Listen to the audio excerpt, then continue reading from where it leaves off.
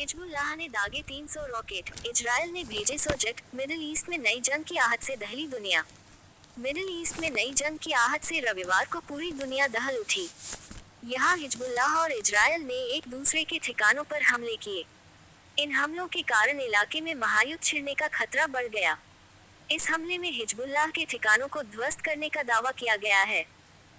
वहीं लेबनान की मीडिया का दावा है कि दक्षिण लेबनान के कई शहरों में इजरायल की सेना ने हमला किया है, जिससे वहां बड़ी तबाही मची है।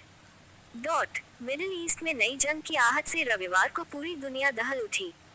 यहाँ हिजबुल्लाह ने इजरायल पर 300 से ज्यादा रॉकेट और ड्रोन दागे। हिजबुल्लाह ने इजरायली सेना के ठिकानों को निशाना बनाने का दावा किया। हालांकि इस हमले की इजरायल को पहले ही भनक लग गई थी और उसने ज्यादातर ड्रोन और मिसाइलों को मर गिराए।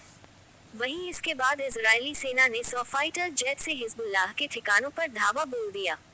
इजरायल ने इस हमले में हिजबुल्लाह के ठिकानों को ध्वस्त करने का दावा किया गया है। वहीं लेबनान की मीडिया का दावा है कि दक्षिण लेबनान के कई शहरों में इजरायल की सेना ने हमला किया है, जिससे वहां बड़ी तबाही मची है। इन हमलों के कारण इलाके में महायुद्ध छिड़ने का खतरा बढ़ गया और इससे गाजा में युद्ध विराम समझौते के प्रयास विफल हो सकते हैं।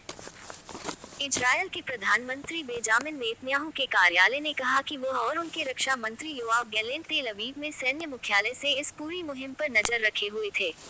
गैलेंट ने घरेलू मोर्चे पर विशेष स्थिति की घोषणा की। उधर इजरायली सेना ने एक बयान जारी कर हिजबुल्लाह द्वारा इजरायली क्षेत्र की ओर मिसाइल और रॉकेट दागने की तैयारी किए जाने का दावा किया। इजरायली सेना के प्रवक्ता रियर एडमिरल डैनियल हगारी ने कहा, इन खतरों से बचने के लिए इजरायली सेना द्वारा आत्मरक्षा में लेबनान में उन आतंकवादी ठिकानों पर हमला किया जा रहा है, जहां से हिजबुल्लाह इजरायल के आम नागरिकों पर हमले करने की साजिश रच रहा था।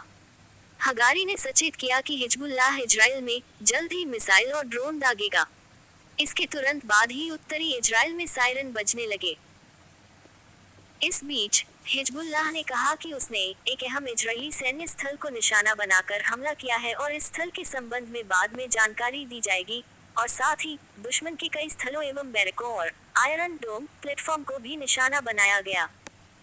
उसने कहा कि ये हमले पिछले महीने बेरूत के दक्षिणी उपनगरों में हुए हमले में समूह के शीर्ष कमांडर फौद शुक्र की हत्या के जवाब में किए गए।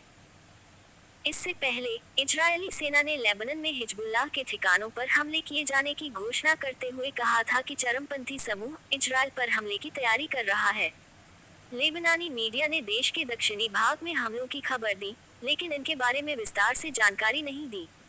सोशल मीडिया पर उपलब्ध कुछ वीडियो में दक्षिणी लेबनान में हमले होते दिखाई दिए। लेबनान में इजरायली हवाई हमलों के बाद तेल अवीव के बाहर स्थित इजरायल के बेन गुरियन अंतर्राष्ट्रीय हवाई अड्डे पर आने वाली उड़ानों का मार्ग रविवार को परिवर्तित कर दिया गया तथा अन्य विमानों के उड़ान भरने में देरी हुई।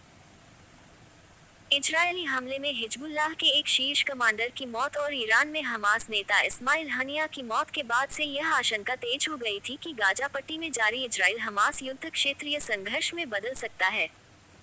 ये हमले ऐसे समय में किए गए हैं जब मिस्र हमास के खिलाफ इजरायल के युद्ध को समाप्त करने के लिए नए दौर की वार्ता की मेजबानी कर रहा है।